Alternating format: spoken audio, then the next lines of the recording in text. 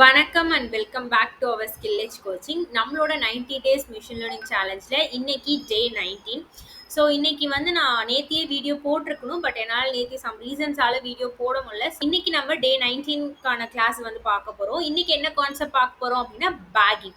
So bagging அப்படிங்கிறது already உங்களுக்கு தெரிஞ்ச கான்செப்ட்ஸ். எதனால நான் இது தெரிஞ்சதுன்னு சொல்கிறேன் அப்படின்னா, நம்ம ஆல்ரெடி ரேண்டம் ஃபாரஸ்ட் படிச்சிருக்கோம், டிசிஷன் ட்ரீனா என்னன்னு பார்த்துட்டோம். இதை பேஸ் பண்ணி தான் பேக்கிங் அப்படின்றது இருக்க போகுது. நம்ம எஸ்டர்டே என்ன பார்த்தோம்? ரேண்டம் ஃபாரஸ்ட் அப்படிங்கிற ஒரு அல்காரிதம் பார்த்தோம். ரேண்டம் ஃபாரஸ்டோட பேஸ் மாடல் என்னன்னு உங்களுக்கு தெரியுமா? அதுதான் என்னன்னா பேக்கிங்.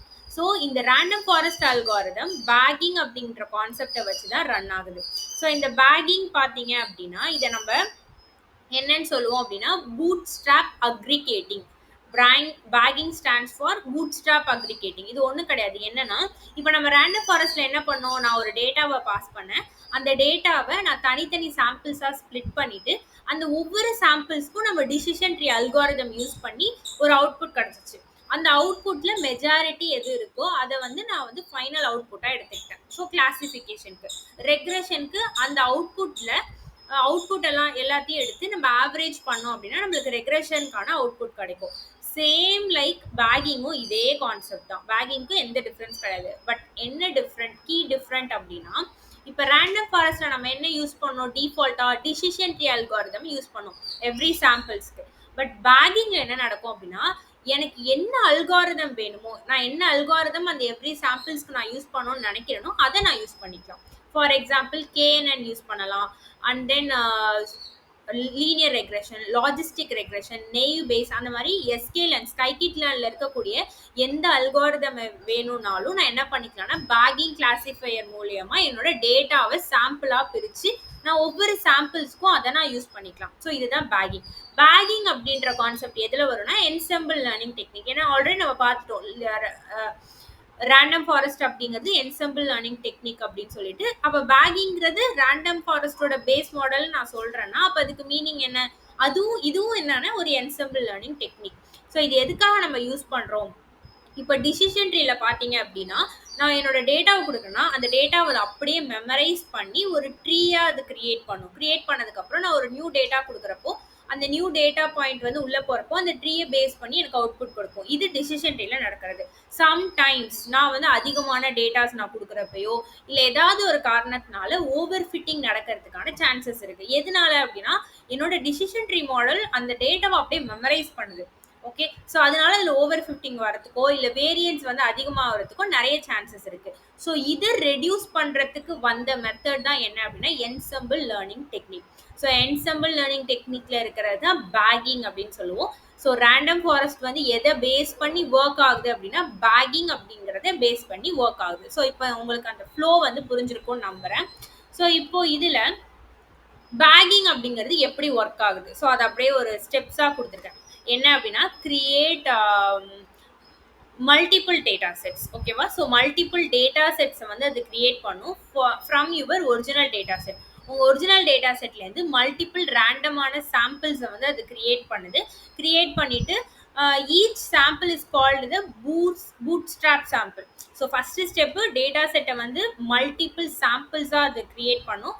அதுக்கு பேர் என்னன்னா பூட்ஸ்ட்ராப் சாம்பிள்னு சொல்லுவோம். வித் ரீப்ளேஸ்மெண்ட் இங்கே கொடுத்துருக்காங்க. சாம்பிள்ஸ் வித் ரீப்ளேஸ்மெண்ட்னா this means some data points may appear more than once in a sample. அதுதான் ரீப்ளேஸ்மெண்ட். ஓகேவா? ஒரு மாடல், ஒரு சாம்பிள் இருக்கு, அந்த சாம்பிள்ல 10 ரோ இருக்கு அப்படின்னா அதுல சம் டேட்டா பாயிண்ட்ஸ் வந்து திரும்ப வரதுக்கான சான்சஸ் அதுல இருக்கும். ஸோ அதுதான் replacement. And then train the separate model on the each sample. So ஒவ்வொரு சாம்பிள், இப்போ என்கிட்ட ஒரு 100 சாம்பிள்ஸ் இருக்குன்னா அந்த 100 சாம்பிளையும் தனித்தனியாக நான் மாடலை வச்சு ட்ரைன் பண்ணுவேன். So on each sample train is separate model. For example decision tree, random ஃபாரஸ்ட்ல டிசிஷன் ட்ரீ யூஸ் பண்ணுவோம். பட் பேக்கிங்ல நம்ம என்ன ஒர்க் பண்ணுவோம் அப்படின்னா எந்த மாடல் வேணாலும் நான் யூஸ் பண்ணிக்கலாம். Each model is different because it's trained on slightly different data.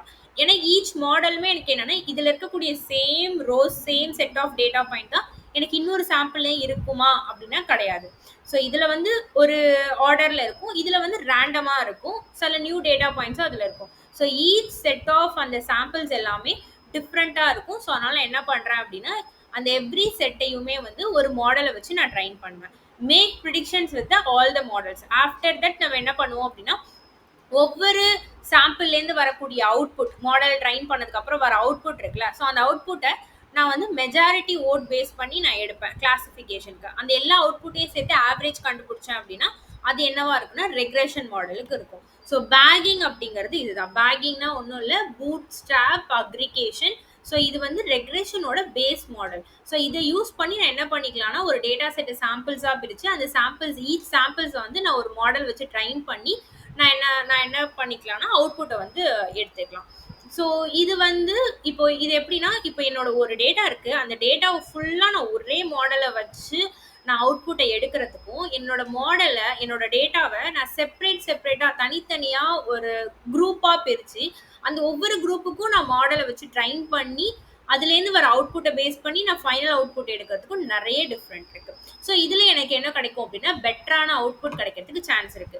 For example நம்ம அதே தான், இப்போ ஒரே ஒரு பர்சன் உங்களோட ஒரு ஃப்ரெண்டு கிட்ட போயிட்டு இந்த மூவி எப்படி இருக்குன்னு கேட்கறதுக்கும் ஒரு 10 பேர்கிட்ட இந்த மூவி எப்படி இருக்குன்னு கேட்கறதுக்கும் டிஃப்ரென்ஸ் நிறைய இருக்கு.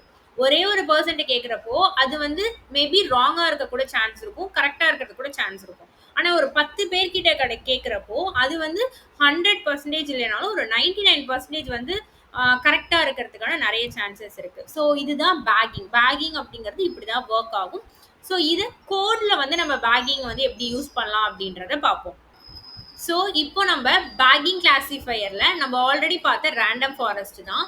ஸோ இதில் நம்ம என்ன பண்ணியிருந்தோம் அப்படின்னா ஜஸ்ட் லைக் ரேண்டம் ஃபாரஸ்ட் நம்ம கிரியேட் பண்ணுறப்போ நம்ம மாடலை வந்து பில்ட் பண்ணுறப்போ நம்ம என்ன பண்ணோம் அப்படின்னா ரேண்டம் ஃபாரஸ்ட் கிளாசிஃபையரில் என் எஸ்டிமேட்டாஸ் அப்படின்னு சொல்லி ஒன்று கொடுத்தோம்.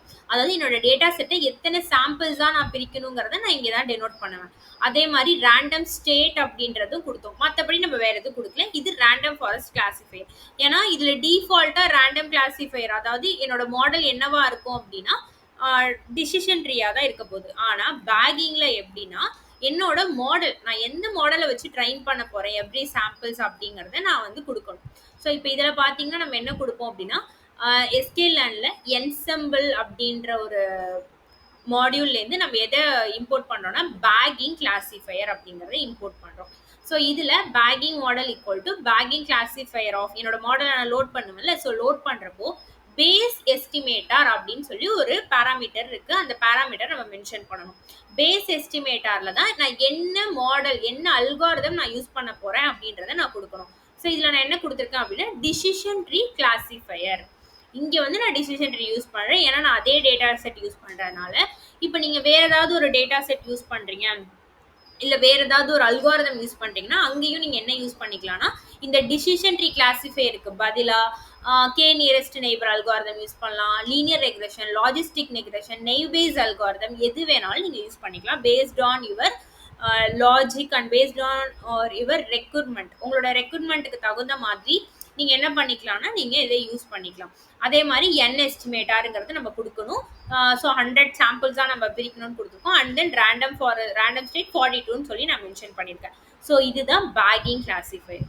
ஸோ பேக்கிங் கிளாசிஃபையர் நான் யூஸ் பண்ணுறேன்னா இந்த மாதிரி தான் யூஸ் பண்ணணும். பேக்கிங் கிளாசிஃபையரில் பேஸ் எஸ்டிமேட்டார் அப்படின்ற பேராமீட்டர் நம்ம மென்ஷன் பண்ணணும்.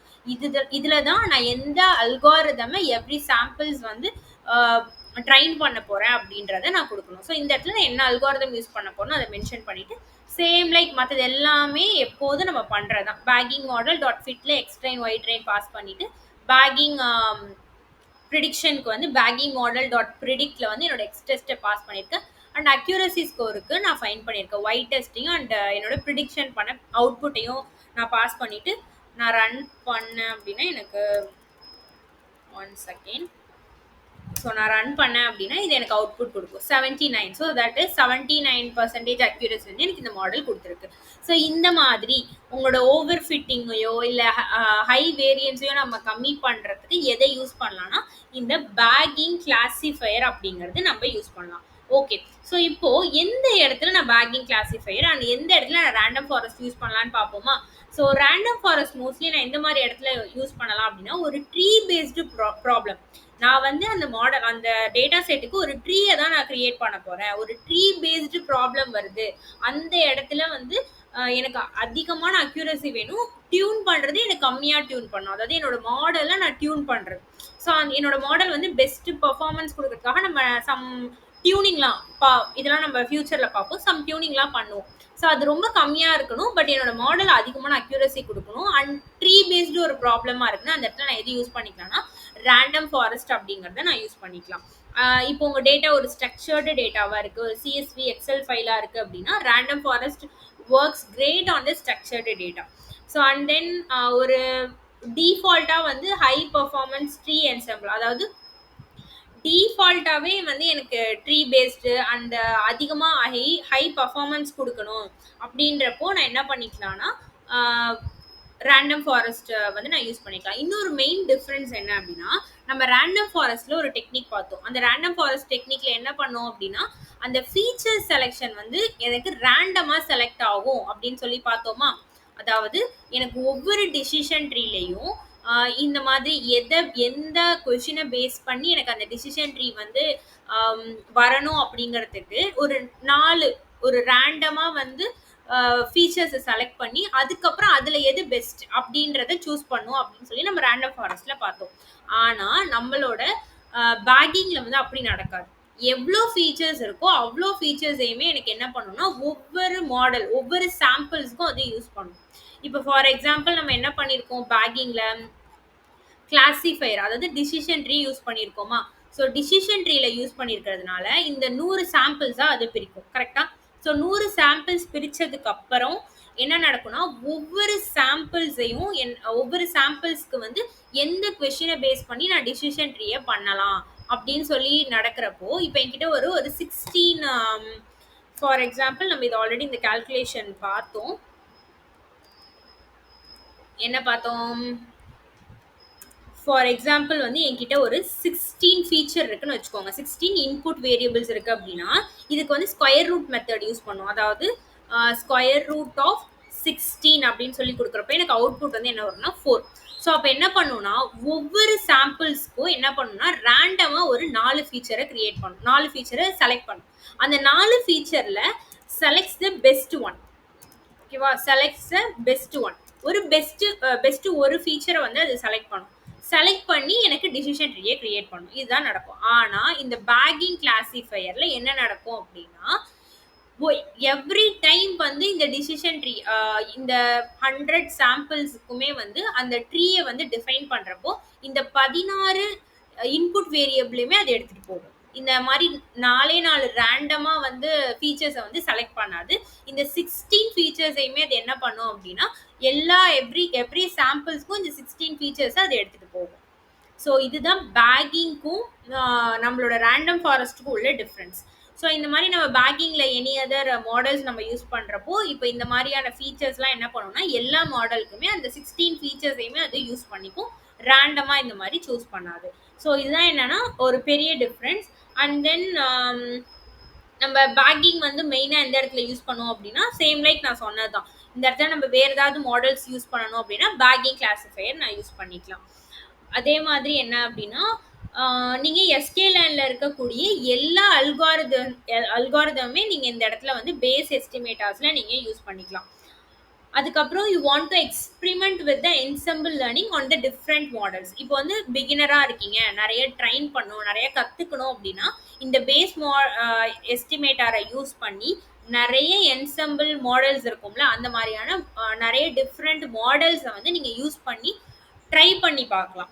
ஸோ ஜஸ்ட் ட்ரை பண்ணி பாருங்கள். ட்ரை பண்ணி பார்க்குறப்ப தான் எந்த மாதிரியெல்லாம் ஒர்க் ஆகுது அப்படின்னு சொல்லி தெரியும். ஸோ நீங்கள் என்ன பண்ணுறீங்கன்னா இது வரைக்கும் நம்ம படித்த லீனியர் ரெக்ரெஷன், லாஜிஸ்டிக், ஸோ இந்த மாதிரி எல்லா மாடல்ஸையுமே வந்து இந்த மாதிரி பேக்கிங் கிளாசிஃபையரில் எப்படிலாம் யூஸ் பண்ணலாம், எந்தெந்த டேட்டா செட்டுக்கு அந்த மாடல்ஸ்லாம் நான் யூஸ் பண்ணலாம், எந்த சுச்சுவேஷனில் யூஸ் பண்ணலாங்கிறத நீங்கள் ரிசர்ச் பண்ணுங்கள். ஸோ நீங்கள் ஒரு விஷயத்த ரிசர்ச் பண்ணி கற்றுக்கிறப்போ அந்த விஷயம் கண்டிப்பாக மறக்காது.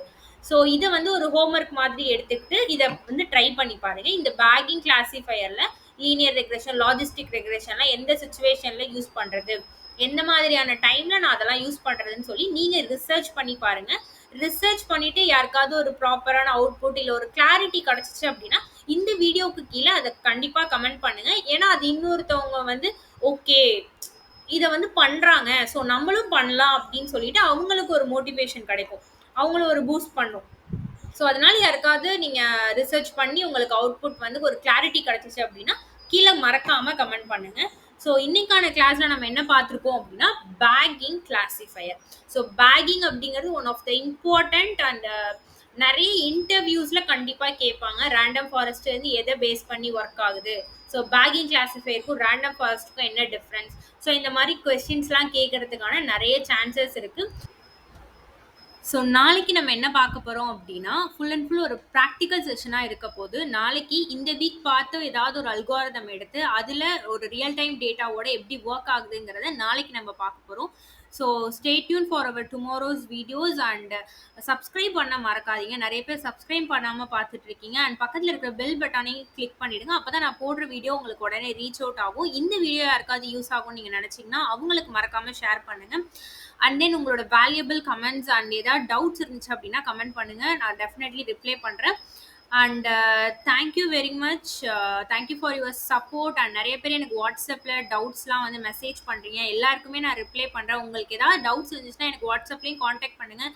எனக்கு டைம் இருக்கிறப்போ நான் அதை பார்த்துட்டு உங்களுக்கு கண்டிப்பாக வந்து நான் கைட் பண்ணுறேன் எல்லா விஷயத்துலையுமே. So thank you very much.